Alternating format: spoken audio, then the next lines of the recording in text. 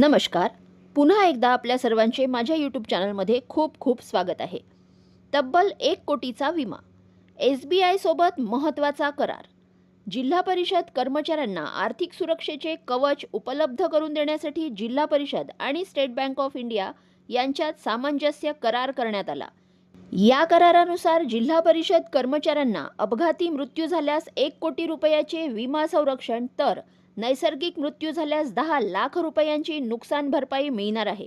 तसेच कर्मचाऱ्यांसाठी स्वतंत्र आरोग्य विमा पॉलिसीही उपलब्ध करून देण्यात येणार आहे.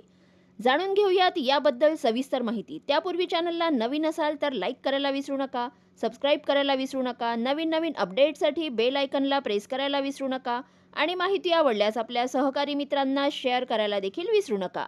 या योजनेचा लाभ घेण्यासाठी संबंधित कर्मचाऱ्याचे वेतन खाते SBI मध्ये असणे आवश्यक आहे.